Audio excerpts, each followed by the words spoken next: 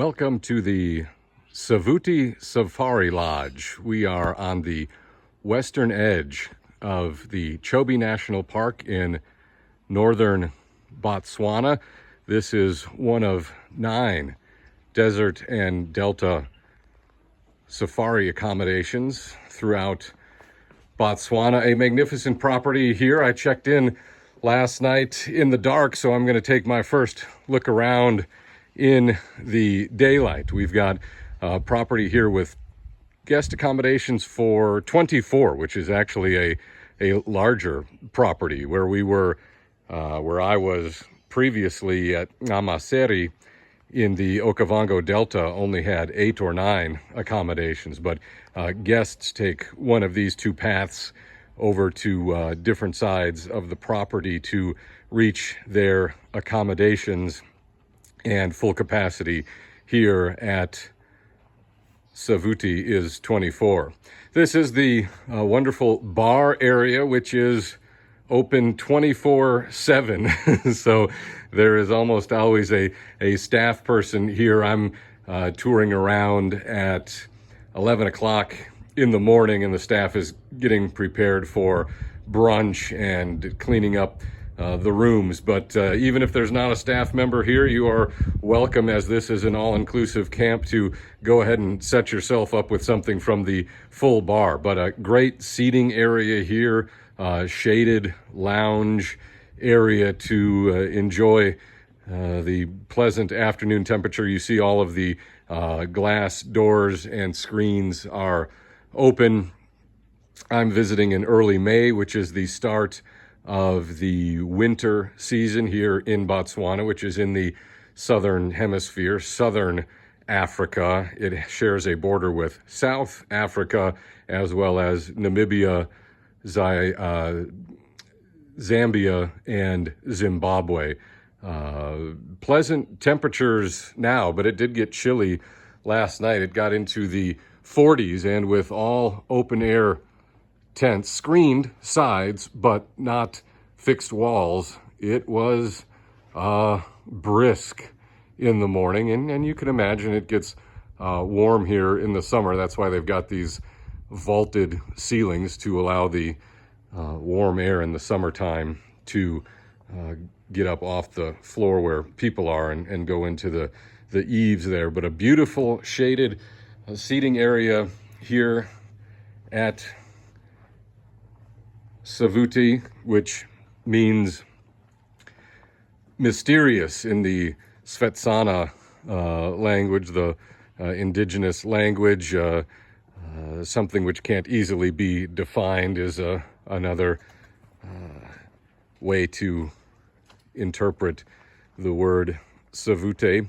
And we're coming to the centerpiece of the camp. We'll head over to my suite here in just a minute, but this is a recently refurbished and upgraded dining area. This is where dinner and some brunch and breakfast is served. You see the dining area right here. Another fantastic seating area. A nice breeze coming through here this morning. And they've got a man-made watering hole right off the back of the property. We've got some impala enjoying a drink right now. There were elephant in there last night along with a Cape buffalo, but lion, leopard, jackal, everything, hyena, everything that comes in here, giraffe, will enjoy the watering holes. And again, those are man-made watering holes. Otherwise, the elephants would come and drink up here out of the pool, which we'll get a look at in a second. And this is really a wildlife viewing amphitheater. The seating is raised, and all of this spectacular nature is on display right out in front here, as if you were watching a movie screen.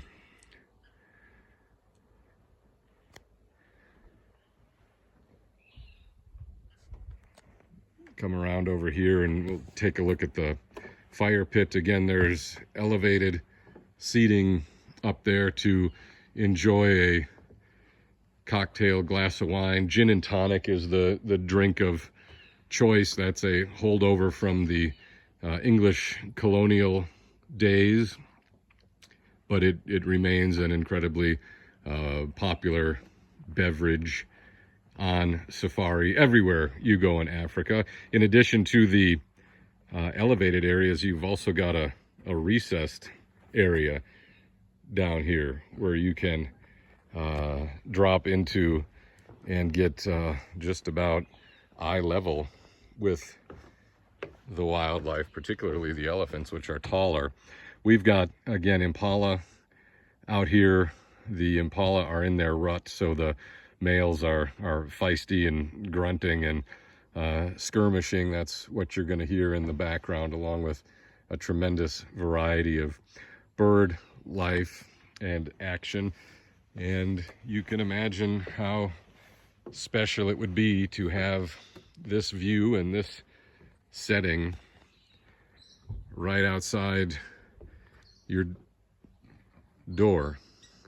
This is what you see when you eat your dinner. That's the overlook. We come next to the pool. We've got a little tree squirrel up there running around with these great lounge chairs, covered area. Again, nice shade here, a beautiful pool overlooking the open, oh, this isn't as big as a savanna. That's the wrong word. We've really just got a clearing in the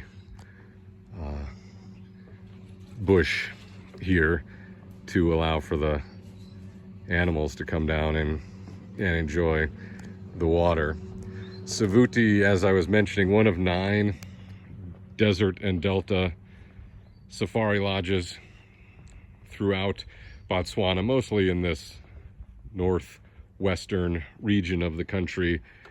Chobe National Park, Okavango Delta. The name Desert and Delta comes from Kalahari Desert, Okavango Delta, two of the primary ecological features of this spectacular area of a spectacular country. All of the lodges, surprisingly to me, are very different. Each one is unique in its number of accommodations, in the particular habitat it is located in the amenities. All of the properties do have pools. They all have Wi-Fi of varying strengths. We are incredibly remote, so Savuti here has what is known as bush Wi-Fi, which is sometimes it works, sometimes it doesn't. Some places are better than others, but Chobe Game Lodge has strong Wi-Fi, the ability to upload video kind of Wi-Fi. So that was a surprise to me. But each and every property, each and every lodge is going to be different in terms of the meal service, in terms of the dining accommodations, the room accommodations.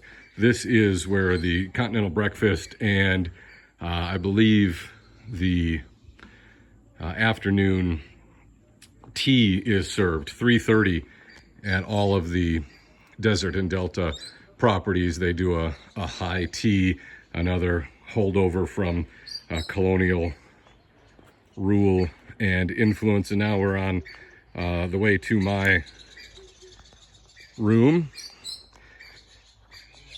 Like most of the safari properties in Africa I have been to, when you go to or from your room in the dark, a guide or escort is required, because this property has some electric fence around it to keep the large animals out. The buffalo, Cape buffalo, which is obviously different from the American bison, the elephants, giraffe, that sort of thing. But lions can get in here, leopards can get in here and have. So it is it's not dangerous, it's perfectly safe, but if you tempt fate and you are out and about late at night by yourself, that is a bad idea. So when you come to your guest accommodation, when it's dark out, you will have a guide with you with a flashlight and just make sure everything is okay. All right, that takes me to my room here, very private and secluded. Wonderful, again, seating area here on the deck. You've got the lounge chairs, and we are also overlooking that clearing.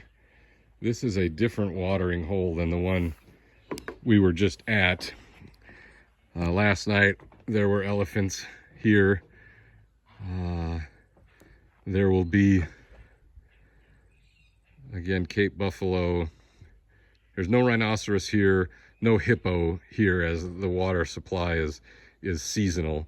I'm visiting in May, which is the dry season, although that's a little bit counterintuitive because the dry season in Botswana sees the highest water levels. And the reason for that is the Okavango Delta and the Chobe River, Okavango River, those water bodies are fed by rain from Angola, which is northwest of Botswana, that passes through Namibia, which is south of Angola, and mostly west of Botswana. So it's the rain from the Angola highlands which swells the Chobe River, Okavango Delta, Okavango River, making the dry season the high water season in the in the areas where desert and delta has its properties. Counterintuitive